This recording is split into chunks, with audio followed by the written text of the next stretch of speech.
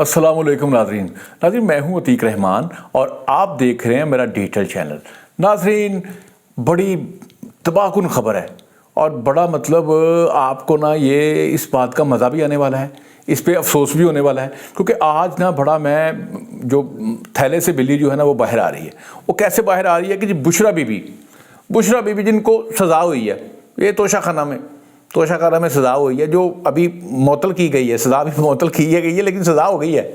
कितनी 14 साल की कैद हुई है। किया क्या था? वो घड़ी चोरी का मामला फलां, पता ना आप सबको, घड़ी चोरी की, ठीक है, अरबों की घड़ी थी, उसमें फटी लगाई, बारों बार बेच के, जाली रसीदें इमरान खान के साथ मुलव्वस थी। वो ऑडियो कॉल आपने सुना होगा।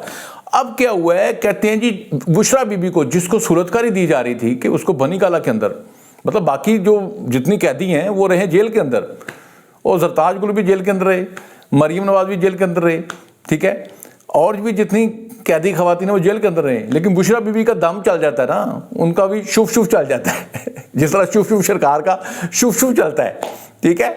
वो भी सुना बड़ा फ्रॉड निकले हैं शुफ, ठीक है। जो लाखों लोग, हज़ारों लोग इकट्ठे हो रहे थे ना, वो शुफ कर रहे थे। वो शुफ के पीछे बड़ी लंबी दास्तान है। 11 अरब के असासे निकले हैं जनाब के, 1100 करोड़ के शुफ सरकार के। तो ये देखो ना इधर क्या हो रहा है। बुशरा बीबी को कहा गया है, उसने कहा है कि मुझे टॉयलेट क्लीनर जो सा है, ये जो हार्पिक वगैरह नहीं आप कहते, हार्पिक एक नीला होता है एक रेड होता है, तो वो बुशरा बीबी को टॉयलेट क्लीनर या कोई तेजाब टाइप होता है, कहते उसे वो दिया गया है। तो इमरान खान ने कहा जी बुशरा बीबी को जहर दिया गया है। मतलब वो कह रही है, या जो मेडिकल रिपोर्ट में पता नहीं हुई है कि नहीं मेडिकल रिपोर्ट, वैसे वो कह रही है मुझे टॉयलेट क्लीनर ने दिया है, ठीक है, टॉयलेट क्लीनर जो सा मुझे इन्होंने खिलाया खाने में डाल के। तो इमरान खान कहते हैं जी बुशरा बीबी को जहर दिया गया है। बैरिस्टर गोहर क्या कह रहे हैं जी, वो उनको स्लो पॉइजनिंग दी जा रही है। मतलब इल्ज़ामात चेक करें। यार मैं वैसे सोच रहा हूँ, अगर ये स्लो पॉइजनिंग देनी होती तो ये इमरान खान को देते। बुशरा बीबी से क्या खतरा है? बताए ना। स्लो पॉइजनिंग देनी होती या टॉयलेट क्लीनर देना होता या जहर देना होता, तो जो फसाद की जड़ है, जिसने ये जो कैदी नंबर 804 नहीं, कैदी नंबर 495, जो कैदी नंबर 495 है, उसको दिया जाता। जो फसाद की जड़ है, जो मुल्क में फितना फैला रहे हैं, जिनके कहने पे 9 में हुआ, जिनके कहने पे ये सारे मतलब यू टर्न लिए जाते हैं, जिनके कहने पे पहले एक बंदे को अच्छा कहा जाता है फिर गलत कहा जाता है, तो उनको क्यों नहीं दिया? मुझे ये हैरत हुई है कि बुशरा बीबी जो है उससे क्या खतरा हो सकता है? हुकूमत को, हमारी एजेंसीज को कोई खतरा नहीं हो सकता। मतलब वो अगर वो कोई इतनी पहुंची हुई पीर होती तो मैं बुशरा बीबी मुर्शद है इमरान खान की, शुफ मुर्शद है जिस तरह शुफ सरकार के 11 अरब के असासे, 1100 करोड़ के असासे निकले, इस तरह बुशरा बीबी के भी असासे तो बहुत है, क्योंकि उसके जो बेटे हैं, उसकी औलाद जो उनसी है, जो खावर मानिका से है, वो जो बेटियां हैं, जो बेटे हैं, वो इमरान खान की हुकूमत में, बुजदार की हुकूमत में अरबोंपति हो गए, उनके इजाफा हुआ है। उनकी वेल्थ स्टेटमेंट चेक करें तो उन्होंने फटियां लगाई हैं। ना सिर्फ बुशरा बीबी ने वो डायमंड का, पता ना आपको, एक मलक रियाज के फैमिली के साथ एक ऑडियो लीक हुई थी, तो 7 कैरेट डायमंड मांग रही थी उनसे, ये भी आपको पता है। तो ये जनाब टॉयलेट क्लीनर जो है वो दे दिया गया है। और मुझे याद आ गया कि गांव में जाने का इत्तेफाक हुआ एक दफ़ा एक दोस्त के साथ। तो गली में ना अचानक लोग इकट्ठे हुए थे, वो कह रहे हैं जी वो एक खातून ने ना वो खुदकशी करने की कोशिश की है। तो लोगों ने पूछा जी कैसे खुदकशी करने की कोशिश की? जी उसने साबन खा लिया था। मतलब उसने साबन खा लिया था जी। अब हस्बैंड मुझे मारता है, मेरे साथ अच्छा सलूक नहीं करता, तो उसने साबन खा लिया। तो साबन से तो बंदा नहीं मरता, आपको पता है। वो डॉक्टर ने उसको वॉमिटिंग के लिए इंजेक्शन दिया, वो उल्टी आ गई, वॉमिटिंग हो गई, तो साबन निकल गया। साबन वैसे भी आपको पता इतना डाइजेस्ट नहीं होता, लेकिन टॉयलेट क्लीनर जो है ना, ये थोड़ा सा डाइजेस्ट हो सकता है।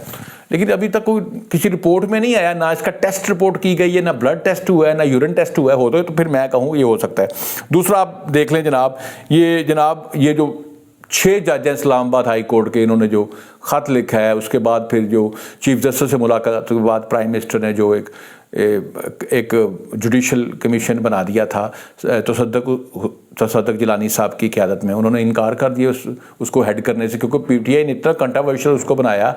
हालांकि वो बिल्कुल एक सही तरीके से एक प्रोसेस से किया गया था कि अब जो सुप्रीम कोर्ट है इसने इस पर सो मोटो ले लिया, अब 7 रुकनी बेंच जो है इसकी सुनवाई करेगा।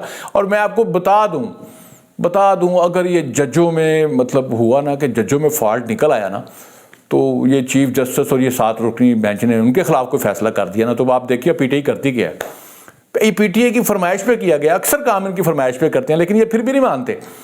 अगर इन जजों में वो जो कियानी जज है, अगर जिसके खिलाफ रेफरेंस भी है, अगर एक और भी जज है, अगर ये जज जो है जनाब, ये यकीन जाने कि अगर इनकी तहकीक की गई, सुप्रीम कोर्ट ने इन्वेस्टिगेशन भी कर ली, तो इनके पता लग, इनकी निकलने का रास्ता, इनका मतलब जो इन्होंने लेटर क्यों लिखा है, क्योंकि 90% जो इन्होंने फैसले किए हैं पिछे 1 साल के अंदर, 90% फैसले किए हैं इन 6 जजों ने, जो इमरान खान के हक में किए हैं। लेटेस्ट भी बगैर किसी मतलब वो नैब को सुने उन्होंने इमरान खान की ज़मानत पे रहा करने को कहा है, और कहा है कि ये हम केस मुअत्तल करते हैं। तोशाखाना का जो गड़ी चोरी का जो क्लियर एंड कट केस है, जिसमें पक्की दिहाड़ी है, उसमें कोई झूठ है ही नहीं, जिसमें कच्ची रसीदें लगाई गई हैं, जाली रसीदें लगाई गई हैं, और उसके सारे गवाहान मौजूद हैं, और क्लियर कट केस है, उसमें कैद हो गई है 14 साल। और जनाब ये जो जज है 6 जज जो इस्लामाबाद हाई कोर्ट के, यही जज है ना, ये उसको कह रहे हैं जनाब के सजा को मुअत्तल कर रहे हैं।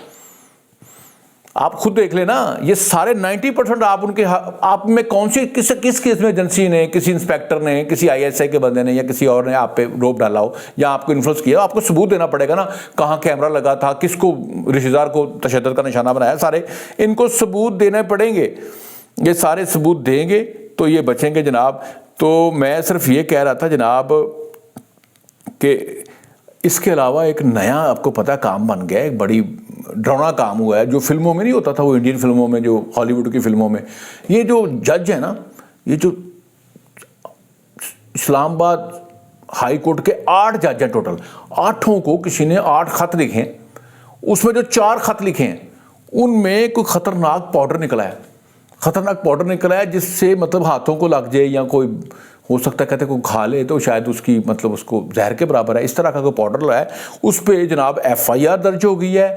उन्होंने इस्लामाबाद में एक थाने में जजों ने FIR दर्ज करवा दी है इन 6 जजों ने कि ये जनाब हमें मारने की कोशिश की गई है। इनमें जनाब ये जो लिफाफे हैं, जो ख़तों के लिफाफे हैं, उसमें से पाउडर निकल आया है, और ख़त भेजे हैं जनाब किसने, एक रेशम नामी खतून ने भेजे हैं, जो भेजने वाले ने अपना नाम लिखा है रेशम अहलिया वकार हुसैन की अहलिया रेशम ने ये ख़त भेजे, और इसमें से ख़तरनाक पाउडर निकल आया, 4 ख़तों के लिफाफों में से ख़तरनाक पाउडर निकल आया है, और इस पाउडर के बारे में कहा जाता है कि ये ख़तरनाक पाउडर है।